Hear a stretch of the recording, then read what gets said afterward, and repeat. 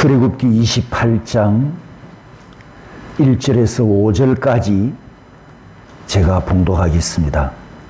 너는 이스라엘 자손 중 내 형 아론과 그의 아들들 곧 아론과 아론의 아들들 나답과 아비후와 엘르아살과 이다말을 그와 함께 내게로 나오게 하여 나를 섬기는 제사장 직분을 행하게 하되 내 형 아론을 위하여 거룩한 옷을 지어 영화롭고 아름답게 할지니 너는 물은 마음에 지혜 있는 모든 자 곧 내가 지혜로운 영으로 채운 자들에게 말하여 아론의 옷을 지어 그를 거룩하게 하여 내게 제사장 직분을 행하게 하라. 그들이 지을 옷은 이러하니 곧 흉패와 에봇과 겉옷과 반포 속옷과 관과 띠라. 그들이 내 형 아론과 그 아들들을 위하여 거룩한 옷을 지어 아론이 내게 제사장 직분을 행하게 하라. 그들이 쓸 것은 금실과 청색, 자색, 홍색 실과 가늘게 꼰 배실이니라. 아멘. 29장에는 대제사장 위임식이 거행되고 28장에는 대제사장이 입어야 할 옷에 대해서 아주 구체적으로 또 깊이 하나님께서 이렇게 설계도를 그리듯이 말씀해 주십니다. 사진을 보면 대제사장이 입는 7가지 옷이 있습니다. 고이, 속옷, 그리고 속옷을 매는 띠, 겉옷, 속옷 위에 입는 에봇, 머리에 쓰는 관, 그리고 이 관에는 여호와께 성결이라고 쓰여진 띠를 이 관의 머리 모자에 둘러야 합니다. 그리고 이제 마지막 겉옷을 입는 또 에봇이 있고 띠가 있고, 그리고 가슴에 이런 보석 12개를 붙이는 판결 흉패라고 하는데 나중에 이제 우림과 둠림에 대해서 우리가 살펴볼 것입니다. 2절에 보면 이렇게 말씀합니다. 내 형 아론을 위하여 거룩한 옷을 지어 영화롭고 아름답게 할지니. 이 7개의 옷 중에서 하나님의 메시지가 있고 또 우리에게 주는 복음이 있는 이 몇 개만 함께 살펴보도록 하겠습니다. 대제사장이 입는 옷은 거룩함과 성결함이 특징입니다. 대제사장이 이 옷을 입고 하나님의 보좌가 있는 지성소에 들어가는 것은 대제사장은 구별된 존재다. 이것을 옷으로 나타냅니다. 여러분이 아마 알고 계실 건데요. 대제사장이 이스라엘에서 어느 정도 구별되었습니까? 1년에 딱 한 번 7월 10일 속죄일에 대제사장만 지성소로 들어갈 만큼 구별된 존재입니다. 따라서 대제사장은 구별을 나타내는 특별한 옷을 입어야 했는데 2절에 따라서 합니다. 거룩한 옷. 거룩한 옷. 옷을 이렇게 하나님께서 이름을 지어 주셨습니다. 거룩한 옷을 입어라. 즉 제사장은 거룩한 존재다. 모든 성도들이, 모든 이스라엘 백성들이 하나님 앞에 거룩한 백성이지만 특별히 옷으로 구별된 제사장은 더 거룩한 존재다. 이것을 거룩한 옷이라고 말씀하십니다. 이 거룩하다, 거룩함은 세속화되지 말아라. 세속을 따라가지 말아라. 이 세속화되는 것을 방지하고 세속과 구별되는 의미를 가지고 있습니다. 그리고 오늘 본문을 길어서 다 못 읽었습니다만 36절, 38절에 보면 아까 머리에, 모자에 붙이는 띠 혹은 패라고도 하는데 이 띠에는 따라서 합니다. 여호와께 성결. 여호와께 성결. 이 글자가 머리에 띠를 둘렀다는 것은 어떤 의미가 있습니까? 쉽게 눈에 띄는 거잖아요.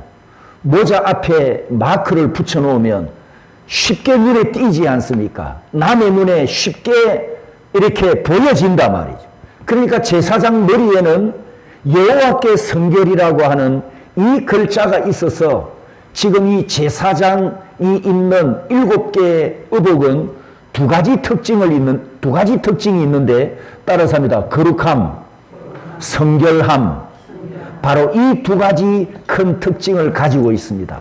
거룩은 세속화되는 것을 방지하고 세속과 구별되는 것이라고 했는데, 성결함은 영적으로 살아가는 방식, 하나님 앞에서 우리가 살아가는 방식이 무엇이냐, 삶의 방식이 뭐냐라고 했을 때 바로 성결하게 살아야 한다. 바로 이 여호와께 성결이라는 이 단어에서 여러분 성결교 교단이 생겨났습니다. 성결교 아시죠? 대한예수교 성결교, 우리는 대한예수교 장로교.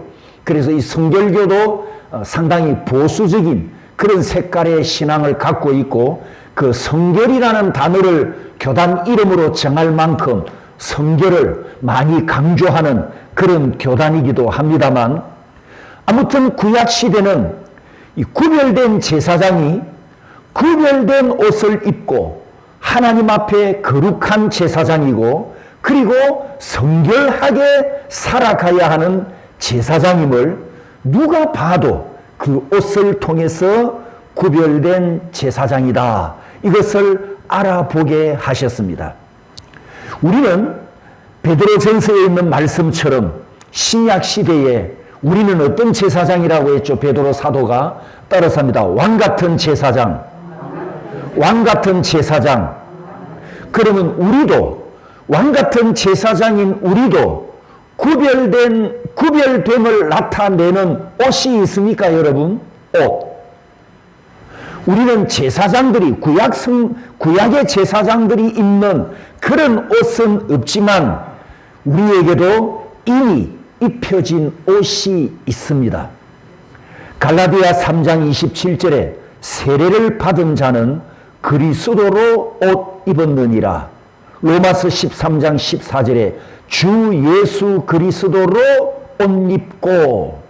자, 우리가 입고 있는 옷은 어떤 옷이라고요? 그리스도가 우리 옷이래요. 그리스도가 내가 입고 있는 옷이랍니다. 그러면 나를 볼 때 뭘로 보여야 됩니까? 그렇죠. 그리스도로 보여야 된다는 거죠.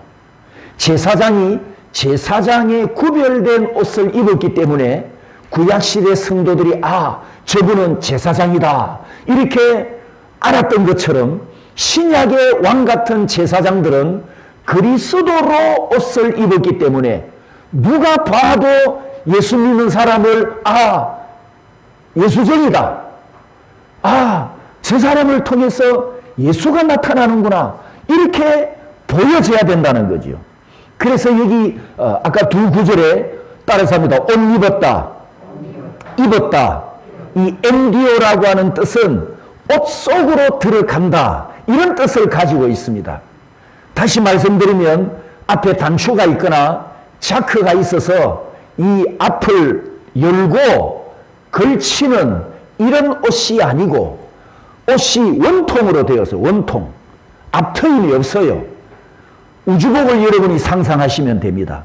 우주복은 앞트임이 없어서 우주인이 그 옷 속으로 들어가거든요.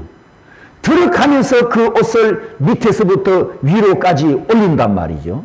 그래서 여기 두 구절에 세례를 받은 자는 그리스도로 옷 입었느니라 하는 이 말씀은 내가 예수 그리스도 안으로 퐁당 들어갔다, 그런 뜻을 갖고 있습니다.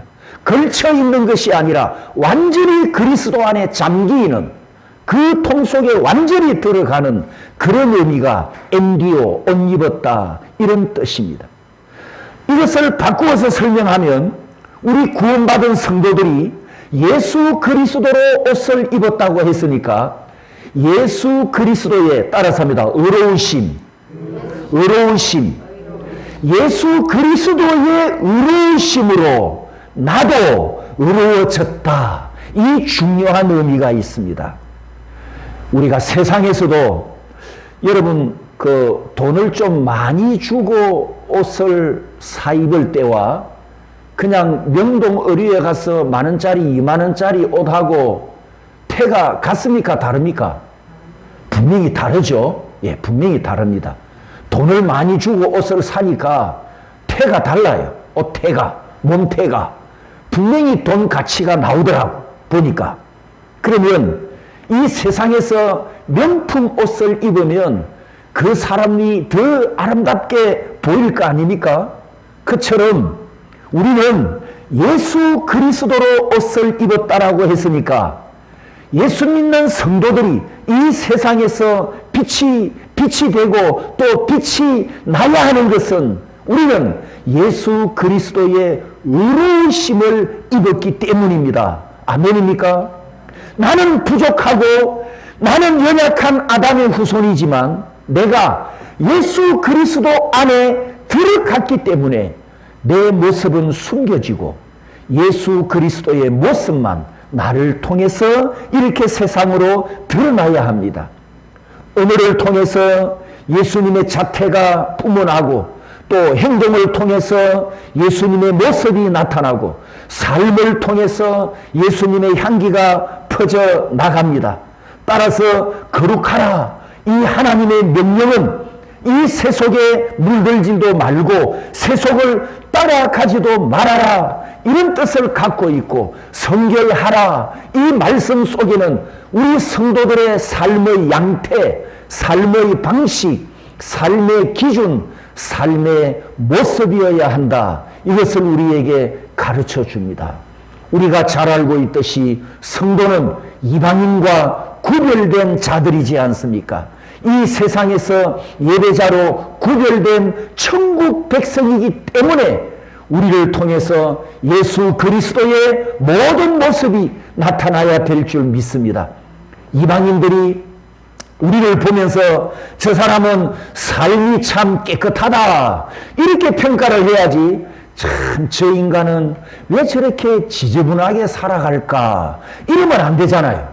거짓이 많다든지 뭐 믿을 수 없는 사람이라든지 이런 평가를 받으면 안 된단 말이죠. 그래서 구원받은 성도들은 하나님의 얼굴 앞에서도 사람들 앞에서도 이 세상에서도 항상 거룩해야 하고 성결해야 함을 대제사장이 입는 이 의복을 통해서 우리에게 가르쳐 줍니다. 아이들이 밖으로 나가 놀기 전에 엄마가 깨끗한 옷을 입혀서 내보내지만 밖에 나간 아이는 신나게 놀면서 온갖 우물과 흙먼지를 온 옷에 묻히고 나중에 더러운 옷을 입은 채로 귀가합니다.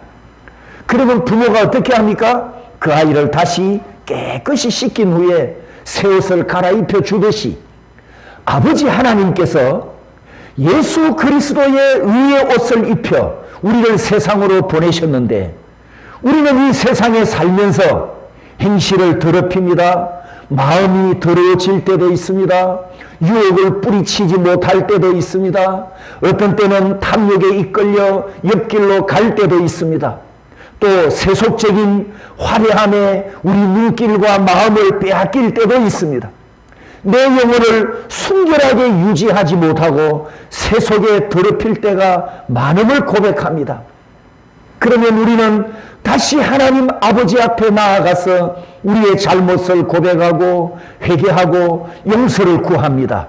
이때 우리가 거룩하신 하나님 앞에 나아가 회개하고 용서를 구하는 근거가 어디에 있느냐?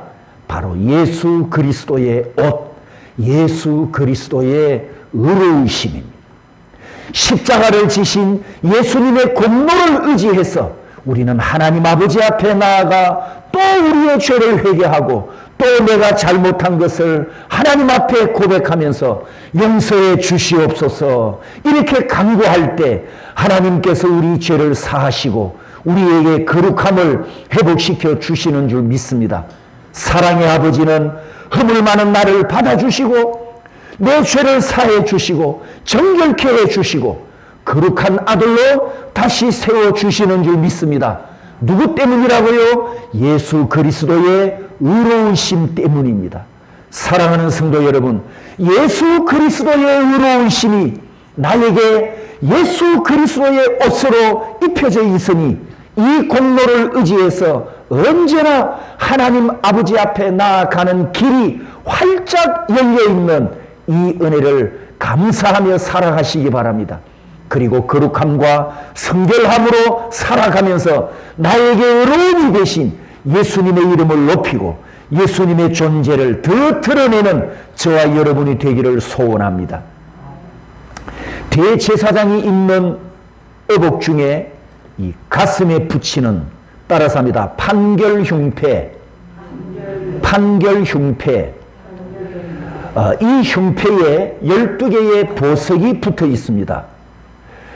그 보석 하나하나에 12지파 이름이 새겨져 있는데 제사장은 이 흉패를 붙이고 12개의 보석을 붙이고 지성소로 들어갑니다.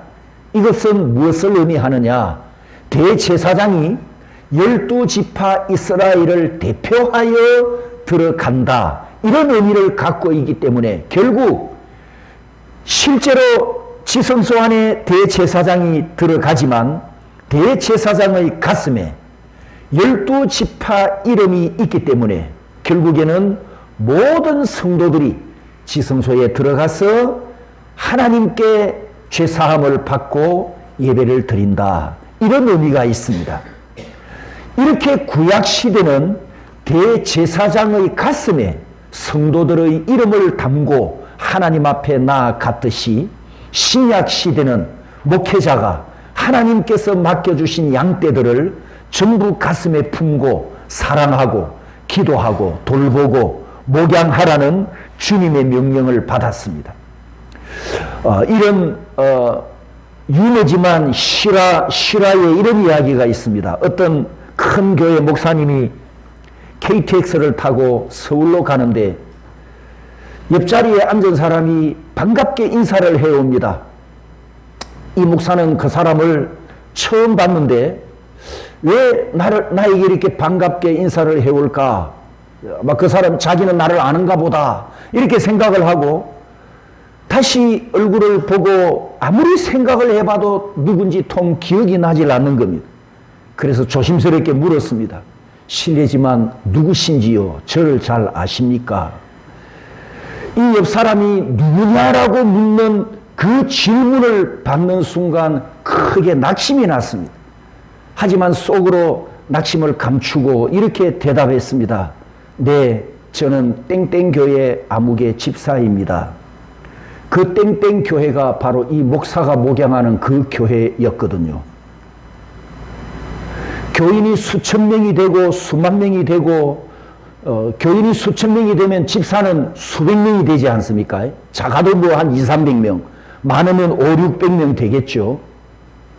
1년에 단 한 번도 목사와 교인이 대면도 못하는 그런 환경인데 담임 목사가 수천 명의 교인을 어떻게 다 기억하겠습니까?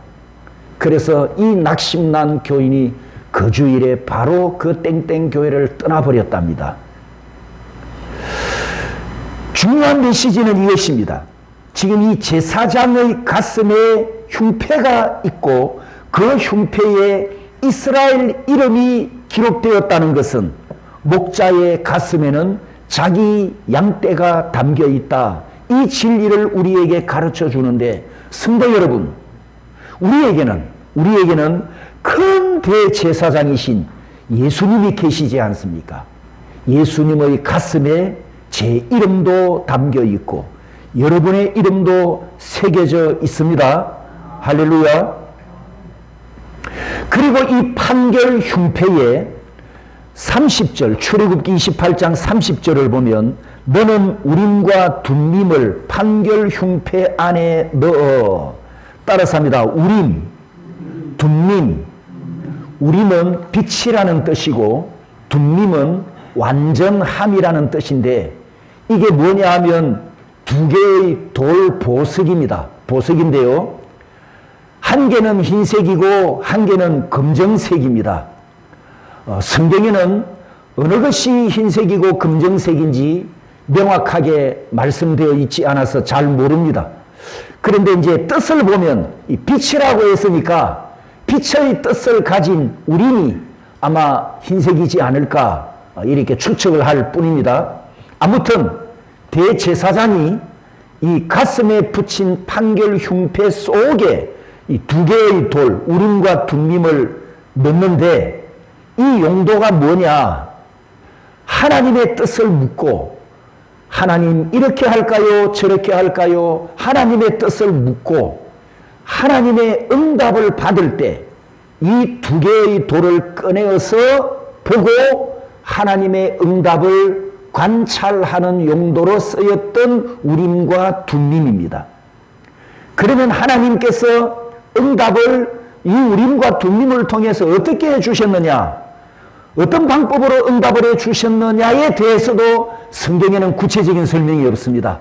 그래서 많은 성경학자들이 아까 우림의 뜻이 빛이고 둠밈의 뜻이 완전함이고 한 개의 돌은 흰색이고 한 개의 돌은 검정색이라고 했으니까 추측 해석을 이렇게 합니다. 그 두 개의 돌 중에 빛이 나면, 실제로 빛이 반짝반짝 나면 하나님의 대답이 예스냐 노냐, 어느 돌이 빛이 나느냐, 여기에 이걸 가지고 하나님의 대답을 예스로 노로 이렇게 분별을 했다라고 그렇게 일리 있는 해석을 합니다. 그래서 구약시대, 구약 역사를 보면 구약시대 왕들이 국정을 운영할 때나 혹은 전쟁을 앞두고 있을 때 대제사장을 불러서 하나님의 뜻을 물어봅니다. 그러면 하나님께서 이 우림과 둠밈을 통해서 응답해 주시는데 하나님이 예스라고 하면 전쟁을 하러 가고 하나님이 노라고 대답을 해주시면 그 전쟁을 하지 않는 또 국정에 반영하는 이런 방식으로 살아갈 때 썼던 도구였습니다. 두 사례를 한번 보겠습니다. 첫 번째 사례는 사무엘상 28장에 나옵니다. 여러분이 잘 아는 사울 왕이 아말렉을 진멸하라는 명령에 불순종하고 하나님께 버림받지 않습니까? 그리고 사무엘상 28장에서는 사무엘 선지자도 이 세상을 떠나서 천국으로 가고 난 후입니다. 사울이 하나님의 뜻을 물어야 하는데 사무엘 선지자가 천국으로 가버렸기 때문에 하나님의 뜻을 물어볼 통로가 없어서요. 그래서 어디로 가느냐? 신접한 여인, 우리말로 하면 무당을 찾아갑니다. 엔돌에 있는 무당을 찾아가서 사무엘을 불러 올려라.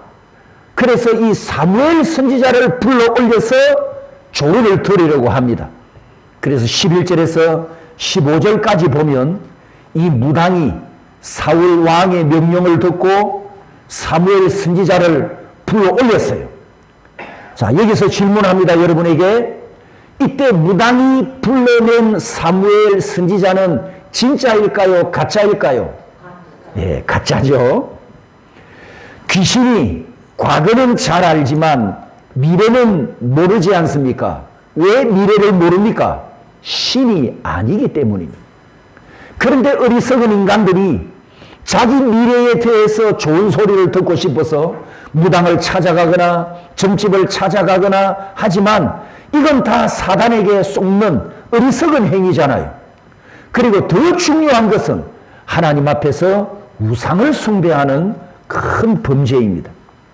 사무엘상 28장 6절에 사울이 여호와께 묻자오되 여호와께서 꿈으로도 우림으로도 선지자로도 그에게 대답하지 아니하심으로 그래서 신접한 여인을 찾아갔다. 무당을 찾아갔다. 이렇게 사울의 우상숭배 죄를 우리에게 보여줍니다. 두 번째 사례는 사무엘상 30장에 나오는 다윗의 이야기인데요. 다윗이 블레셋과 싸우려고 전장에 나갔다가 3일 만에 시글락으로 돌아왔는데 와보니까 아말렉이 시글락을 공격하여 사람을 죽이고 다윗의 아내까지 전쟁포로로 잡아 가버렸습니다. 그래서 다윗이 급히 대제사장을 불러 직접 이 에봇을 들고 하나님의 뜻을 물었습니다. 하나님, 이 아말렉이 우리 도시를 공격해서 이렇게 큰 고통을 줬는데 내가 추격을 해서 복수를 하고 빼앗겼던 것을 다시 다 찾아올까요? 복수할까요? 말까요? 라고 여호와의 뜻을 물었는데 여호와의 응답은 예스였습니다.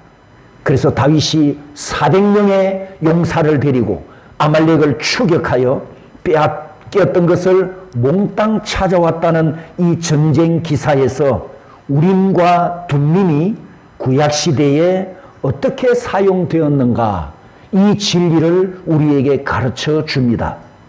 자, 그렇다고 하면 이제 우리 시대로 돌아옵니다. 구약시대는 이 우림과 둠림을 통해서 하나님의 뜻을 묻고 하나님의 응답을 들었는데 우리 시대는 우리가 어떻게 하나님의 뜻을 알 수 있고 우리가 하나님의 뜻을 어떻게 묻고 우리는 어떤 방법으로 하나님의 응답을 받습니까? 물론 개인적으로 하나님과 기도하면서 성령의 감동으로 오는 그런 응답도 있습니다만 히브리서에 보면 이런 말씀이 있습니다. 히브리서 1장 1절 2절에 옛적에 선지자들을 통하여 여러 부분과 여러 모양으로 우리 조상들에게 말씀하신 하나님이 이 모든 날 마지막, 신약을 이야기하는 거죠. 이 모든 날 마지막에는 아들을 통하여 우리에게 말씀하셨으니 라고 했습니다. 마태복음 17장 5절에 보면 예수님의 왕의 되관식과 똑같은 소리가 변화산에서 이렇게 하나님께서 외치십니다. 이는 내 사랑하는 아들이요 내 기뻐하는 자니 너희는 그의 말을 들으라 하시는지라. 자, 우리는 어떻게 하나님의 뜻을 할 수 있다고요? 예수님이 이 땅에 오셔서 예수님께서 우리에게 다 말씀을 해 주셨으니 그의 말을 들으라. 이렇게 말씀하십니다. 그의 말을 들으라. 예수 그리스도는 마지막 날에 우리를 구원하러 오신 큰 대제사장이십니다. 그분은 세상을 만드신 하나님이시고 역사의 주관자이십니다. 그리고 미래의 악한 세상을 심판하실 분이고 마지막 날에 양과 염소를 구분해서 양들은 천국으로 염소들은 지옥으로 보낼 천국 열쇠를 가지신 분입니다. 예수 그리스도는 진리의 말씀이시며 선과 악을 판단하는 재판장이십니다. 그러므로 우리는 하나님의 뜻을 예수 그리스도께서 주신 말씀에서 알고 말씀에서 답을 듣습니다. 바로 그 말씀이 계시의 말씀으로 기록된 성경책에 하나님의 뜻이 모두 담겨 있고 우리가 궁금해하는 하나님의 모든 응답이 이 성경에 다 기록되어 있습니다. 그래서 소요리 문답은 이 성경을 아주 정리를 잘해가지고 우리에게 두 가지 주제를 딱 이렇게 가르쳐 주지 않습니까? 한번 따라서 해봅니다. 믿어야 할 진리, 행하여야 할 규범, 내가 무엇을 믿어야 하는가, 내가 누구를 믿어야 하는가, 내가 하나님을 왜 믿어야 하는가, 이 믿어야 할 진리가 성경에 기록되어 있고 그리고 나서 구원받고 난 후에 내가 어떻게 살아야 하는가, 내가 어떻게 행하여야 하는가, 삶의 도덕적인 규범이 두 번째로 이 성경책에 기록되어 있다. 이렇게 정리해서 우리에게 가르쳐 줍니다. 그러므로 성도 여러분, 누구든지 성경책을 열면 하나님의 뜻을 알 수 있습니다. 성경책을 열면 하나님의 응답을 들을 수가 있습니다. 성경책을 열면 내가 궁금해하는 모든 정답이 다 들어 있습니다. 그렇기 때문에 이 성경책을 부지런히 읽고 부지런히 마음에 새기고 부지런히 묵상하고 부지런히 연구하여 하나님의 말씀을 따라 거룩하고 하나님의 말씀을 따라 성결한 삶을 살아가는 우리 모든 성도들, 이 시대에 왕같은 제사장들이 되시기를 주님의 이름으로 축복합니다.